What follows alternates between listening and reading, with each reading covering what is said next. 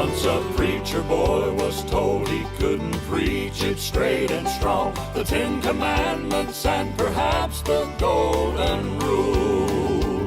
No one wanted him to tell them what was right and what was wrong. So he asked an old-time preacher what to do. Just preach Jesus, born and crucified and risen from the dead. Just preach Jesus as he paid for sin with the precious blood he shed. Lord and Savior, King of kings, Son of God and Son of man. Just preach Jesus until Jesus comes again. Welcome to the all-new SGNP with your host, Daniel Britt, and Southern Gospel Music Association President and gospel music fan favorite, Arthur Rice. Sit back, relax, and get ready to laugh, cry, and have a little fun. If you like what you hear today, please leave that 5-star review, subscribe to wherever you download podcasts, and listen. For back episodes of SGNP with some of your favorite people, go to www.southerngospelnewspodcast.com. What's wrong with living right anyway? Not one thing. And you're listening to SGNP. Welcome to Southern Gospel News Podcast. I'm Daniel Britt with Arthur Rice. Arthur, it's good to be with you. And I got to tell you, and everybody listening, if you hear a train in the background, that would actually be pretty exciting for me because that'll tell the world where you are. It's actually not the first time that a train has been on this podcast. So yeah. No, it's great to be back and great to be with you, man. This is exciting. This is. Yeah. Well, the really cool connection that Arthur and I have in this place and time is that before the pandemic shut the world down, I was with you and the Kingdom Heirs in Lancaster, South Carolina, and that went down for the year 2020 as it was really in January, I think. So the year had just kicked off. Yep. I was with you guys, and then there was no more, at least for me. You know, the concert shut down, the world shut down. That was the last concert before the pandemic shut everything down for me. So I hold the Kingdom Heirs deep in my heart because that was the last live music I heard for a long time. Bless your heart. You guys recovered well, and Dollywood doing well? Yeah, doing great. It's amazing. The crowds have just been incredible. Well, actually, since we opened back up, it's been pretty amazing. So It's great to see, though. It's great to see. There it comes. I hear it coming down the track. Down the track. That's right. Hey, not far from you is where our guest is today, or is from, and his name is Scotty Inman. We're going to talk to him in a little bit, and you've probably known him a long time because I think most people in gospel music kind of watched Scotty grow up. I have. I've known him since he was just a little brat. And now he's just a bigger brat, but that's okay. He's a great young man. Man, I tell you, God is just using him, and it's amazing. And I love to see it. I just love to see it. That's cool. That's cool. Well, we're going to dive into that, what he's doing, not only with the group and still with his daddy, but also now on his own doing some solo stuff, which is going to be exciting. We'll talk about that. Hey, you can check out our Facebook page and see what's happening all around with Southern Gospel News Podcast on Facebook. You can go listen to some of those past episodes. Maybe you can make a note of every time you heard a train behind Arthur. It's southerngospelnewspodcast.com. That'd be a great trivia question. It would be. How many times was the train featured in our show?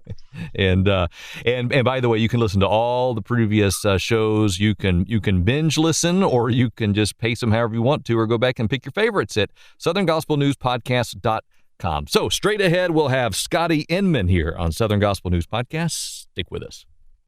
Hey, this is Darren, and I'm here for my buddy Mike Lindell and My Pillow. That's right, My Pillow. I got to tell you a little secret, and this is a true story. The other day I'm laying in the bed, I looked at Mary and I said, I'm going to get me some new pillows today. She said, what do you need with new pillows? You got them. I said, I got one that's decent, and I didn't know which one it was. I mean, I knew which one it was, and I pulled the cover off of it, and it was only My Pillow. The rest of them were these ones that we bought from TJ Maxx or Target or Walmart or somewhere that just had worn out their welcome. And you know what, guys? I feel like I needed new pillows. And she said, well, why don't you call My Pillow, because you like the one you got there, and tell them what you're looking for, and they'll help you out. You know what, I called, and guess what? They helped me out. They asked me what size I was. They asked me how I slept. Did I sleep on my back or on my side or on my stomach? What felt right? Feathers or, blah, blah, blah, blah, blah, foam. They asked me all these questions. More questions than I ever dreamed about a pillow, and I got my new My Pillow in the mail, and I've slept right. You want that change in your life? It's real simple. 1-800-338-2330. 1-800-338-2330. Use the code word SGNP. That's right, the code word SGNP. And tell them you heard about this special offer. And when you use that code, you'll get a great discount from the folks at My Pillow. I use My Pillow. You should too. 1-800-338-2330. Use the code SGNP. My Pillow, the official pillow and sleep provider of Southern Gospel News Podcast. Southern Gospel News Podcast. Welcome back to the main highlight of today's show. We have a special guy on who's been around the block a time or two. He's grown up with this music. He has his own ideas, his own opinions, but we're going to find out how much of that has been influenced by gospel music, but other sources too. A dear friend of Arthur's, friend of mine, his name is Scotty Inman. Scotty, welcome to Southern Gospel News Podcast. Hey, this is awesome. Thanks for having me Welcome, on. buddy. And thank you, Arthur and Daniel. And honestly, Arthur knows totally that I've only become a bigger brat. So I really appreciate that. And that's somebody that really knows me very well. Yeah. We'll have to start with your daddy a little bit. So, he was already singing, I assume, when you were born. Is that right? Right. He was with the Singing Americans. I think he joined them in '83, but he was already singing with his family group on, honestly, would be considered now a full-time basis. Back then, the local groups were singing as much as some of the full-time groups. But '83 he joined this. '83 he joined the Singing Americans, and that was a year after I was born. So there you go. Oh, nice. Yeah. Clayton and I started about the same time, full-time, because I went with the Kingsmen about that time, and so that's kind of where I met Clayton. Was with the Singing Americans, because we sung a lot. We were the same booking agent and same label, and so we sang a lot together, and so that's kind of where that relationship started. So. When you're probably in your late teens, early 20s, you start using this little phrase, and you just kind of use it to make fun of old people, or you say it because old people have said it your whole life, like, boy, that makes me feel old. And then when you get your 30s, you can say it, and you can mean it a little bit more, because you are starting to get a little taste of stuff that's kind of a bygone era. But when even at my age and Scotty's age, there's a lot of stuff now that really makes us feel old. But Arthur, this is no slant. I got news for you, buddy. It don't get no better. But when all of a sudden, man, everything makes you feel old. But when young men like Arthur and Clayton watch people like Scotty, who's with his own family now and doing his solo, when you look at how far Scotty has come, man, does that make you feel old or what? Yes. Absolutely. And the more we talk about it, the older I feel. Well, I'll say this. I don't want to jump in here. I don't let me interrupt, but I want to say Arthur is a huge hero of mine. Growing up in the Pigeon Forge, Sevierville area. Yeah. You knew about the Kingdom Heirs. I would watch. There would be a local access channel in Sevierville that would play Kingdom Heir videos on loop. And I was a kid, in school, I'd come home, flip the channels, and I'd hop on one of those live at Dollywood type videos. So honestly, Arthur, I hold you at a high esteem in my life and a great example. Man, I appreciate that. I'm just thrilled to just see how the Lord has used you over the years, and just watched you has been just watching how God has been using you has just been a blessing to me. And I appreciate your faithfulness and just, man, it just puts a smile on my heart when I think about it. Buddy, I'm proud of you.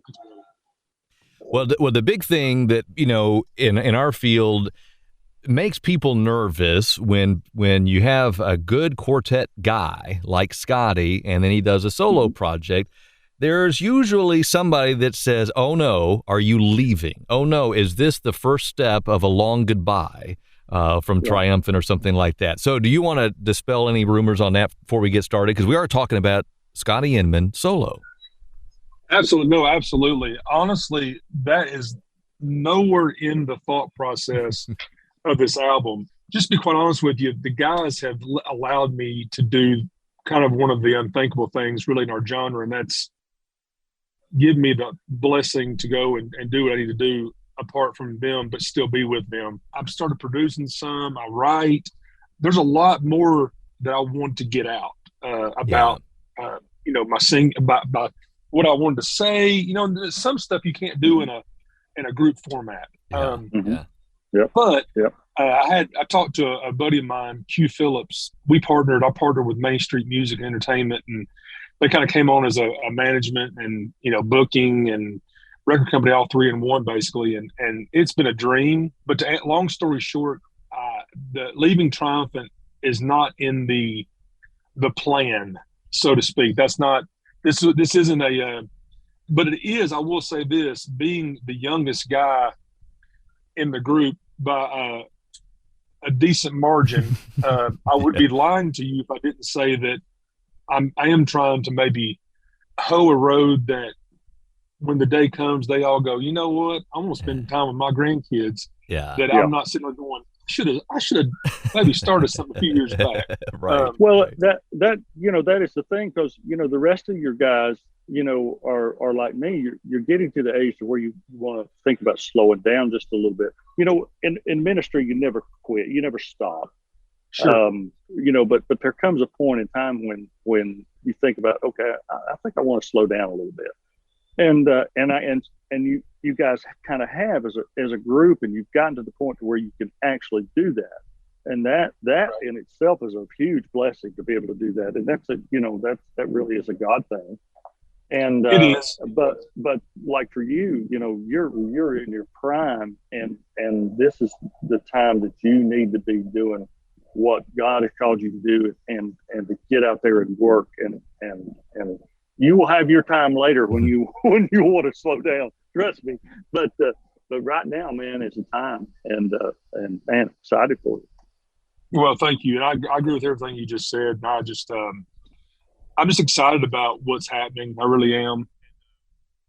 Again, I'm grateful that the guys are pushing me and saying, "Hey, you know what? If you go out here and do great things, that only lifts up the group as well." So you pull them right along with you. That's you never do bad by encouraging and helping someone else. That does nothing but help you. And vice versa. They've given me being here for 20 years.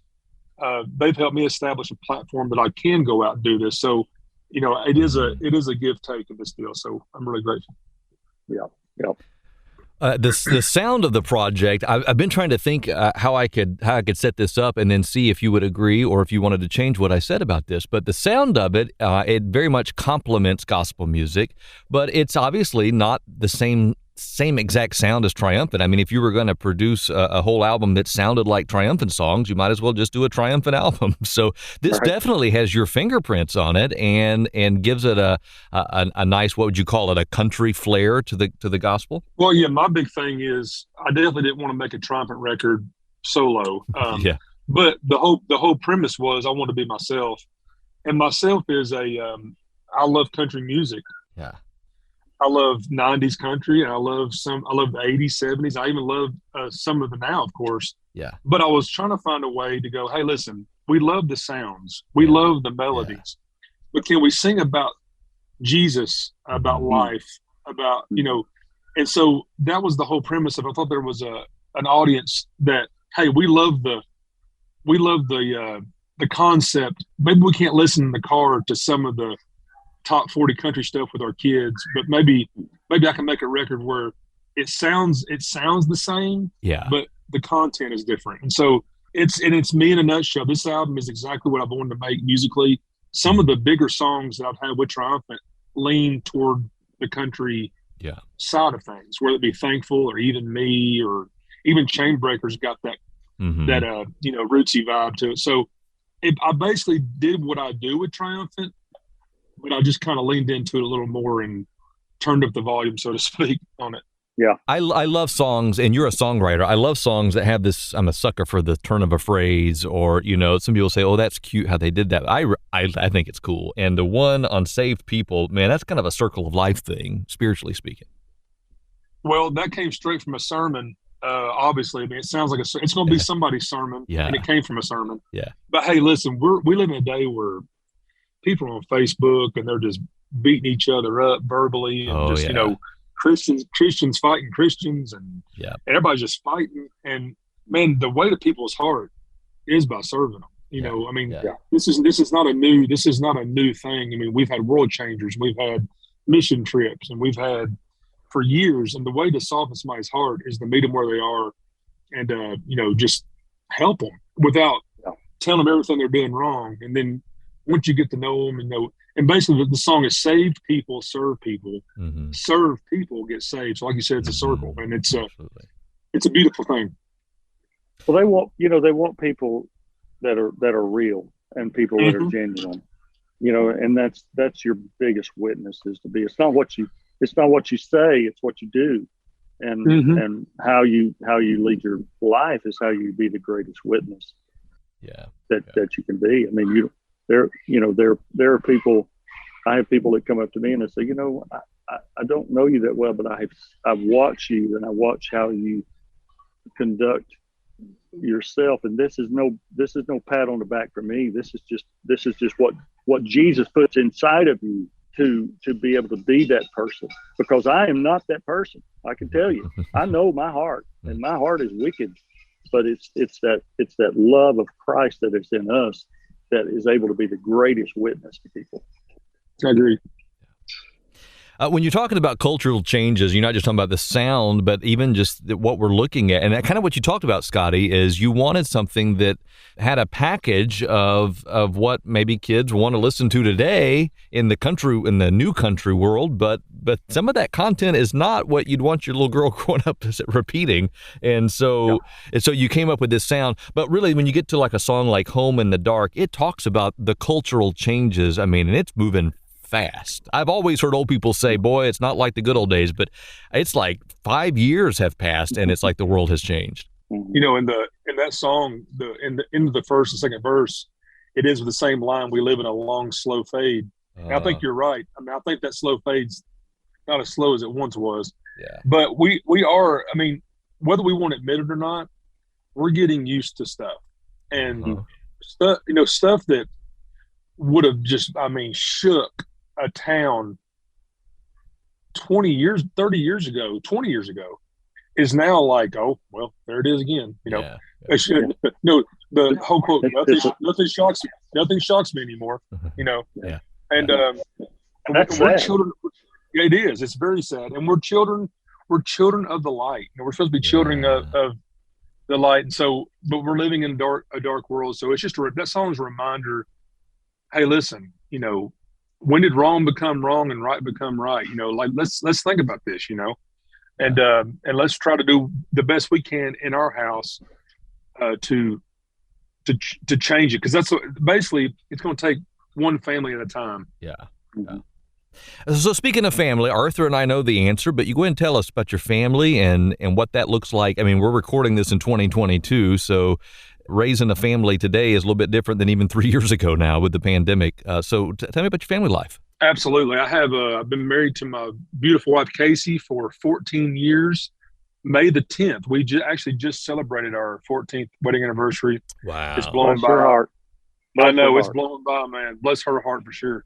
I have a 9-year-old girl named Embry Caroline, who some may remember had some issues when she was born, and but she is so healthy and so wonderful. And then I have a 6-year-old boy who is a bull in a china shop, and a lot of people say he's a little me, so I don't know what that means, but payback. That's payback. I know. He's my payback. But I tell you what, he is a ball. He's a baller. He's a basketball and baseball kind of standout at his little young age. So it's been a lot of fun watching him. But that's my family. We live in Kentucky now. I don't live near the group anymore. I live near Bowling Green, Kentucky, which is about an hour north of Nashville. And They go to real quick story. They go to a Christian school. Okay, so this goes along with my album. I was in the car picking my kids up from school, and I was listening. I didn't even know what I was listening to. I was something on my phone coming through the radio, and it was a country song, I'm sure. Mm-hmm. And my little girl goes, "Hey, Daddy, is that a Jesus song?" And I was like, "No, it's not." And so I turned it up. I was like, "Oh, here we go. Okay, it started. I'm getting beat up by my 9-year-old girl is teaching me right and wrong here." So there you go. So why Kentucky? What was that a connection for your wife? Yeah, that's where she's from. We moved there 4 years ago. I just thought I thought I would never leave Pigeon Forge, Right. Sevierville, God's country. I just Right. never thought I would do that. But he literally placed in my heart one day. Honestly, it was kind of a tense point in our marriage for a few years. She was missing home, and I was like, well, no, we can't do that. Yeah. And then that kind of went away. And then all of a sudden one day I said, I think we need to move. And she was like, I don't know if I want to move. I was like, well, let's pray about this. But, Yeah. I'm really – and so we put our house up for sale, and 3 days later it was sold, and we were loaded up a U-Haul heading to Kentucky. And honestly, I saw so many things moving forward that I just knew my family would be better off. My family would be better off in Kentucky. And God's proven it true in many ways since we've been there. And so it was definitely his direction, because it's nothing I would have done on my own. I know that. Yeah. Well, cool. Well, that's good. I didn't know that. So one day we will know you as a Kentucky Colonel, I'm sure then, right? Well, I'll tell you what, I've never been more of a Tennessee volunteer, though. I have to root extra hard up there in Wildcat country. Oh, my goodness. It's hard to be in all that country of blue, isn't it? Mercy.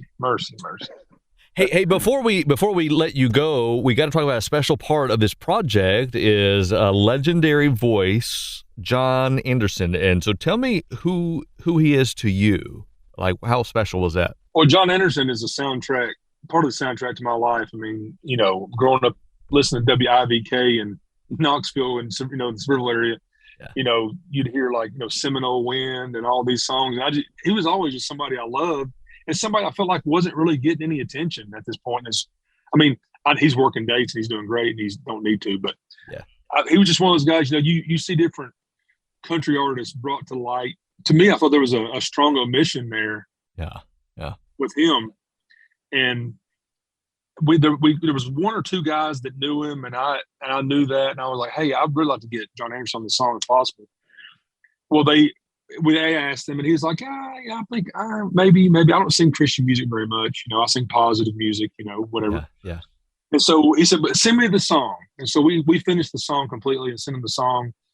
Within 5 minutes, he had written back, he loved the song and wanted to sing on it. So I was like, are you kidding me right now?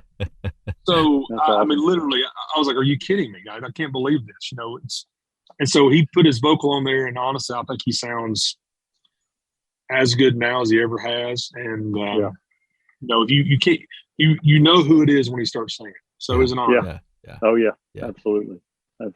Well, Scotty Inman's been with us today. We're going to let you run here in a moment, but I do want to put this out there. If people want to get this project, obviously, if they want to see you with Triumphant, we kind of know how to do that. But are you stepping out and doing anything solo if somebody wants to bring you to town? Yes, I am. I've got 3 or 4 things on the books for summer and fall, and just doing not doing everything I can while I'm off, but I'm blocking off little times here and there to do kind of select concerts. But you can go on my website, scottyinman.com, just my name.com, and on there's all the merchandise and the tour schedule, and there's a place there to contact to see about bringing me to your area, and I'd love to do that at some point. Well, man, God bless you. And your songwriting, your harmonizing with the quartet, you're a husband and a father, and now we've got you all to yourself in this new medium here with this new project. So, Arthur, it's been fun catching up with Scotty today. It has been, man. Scotty, I just appreciate you so much. And here's what I love about you is you're true to yourself and true. I had the privilege of working on Scotty's first solo album. and what a treat that was, and just to watch him and but I just can't brag on you enough. I'm just really just so proud of you, and wish you all the best. Thank you. I was actually getting ready to say this before we got off the air, that while this may be my first national release project, my first solo album was done probably 15 years ago.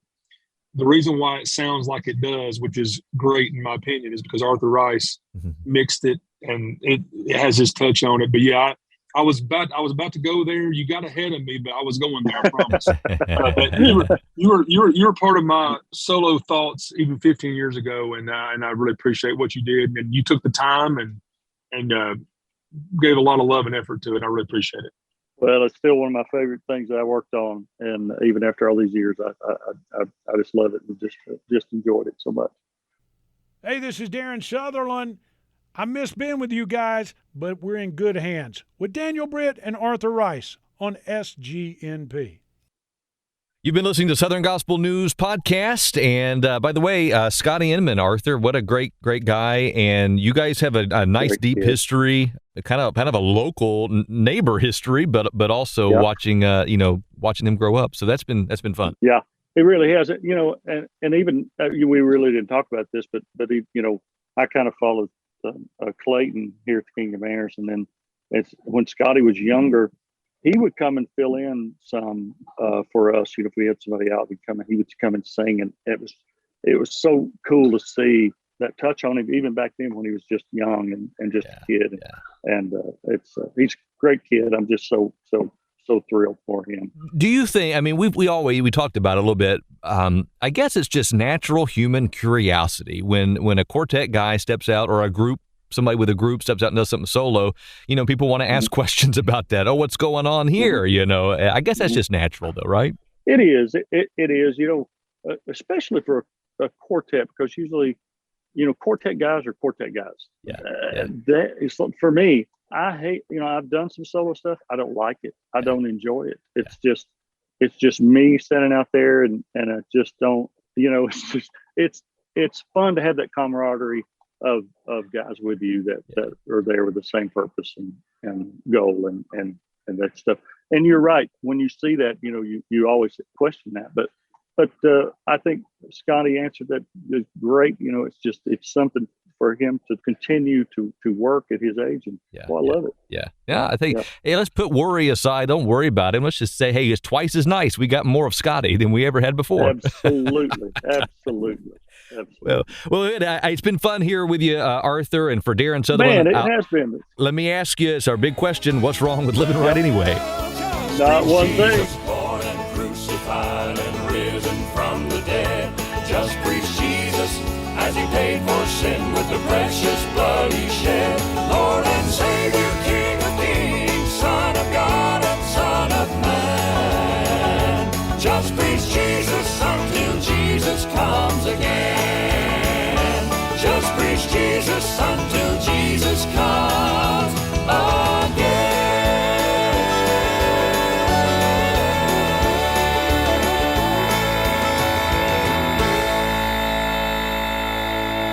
Listening to SGNP. Please leave a review, tell your friends and neighbors about our show, and leave that 5-star review. SGNP is currently ranked as one of the top gospel music podcasts globally by feedspot.com. SGNP is produced by BG Ad Group and BG Podcast Network of Marietta, Georgia. For more information or production help on your podcast, call them at 770-874-3200.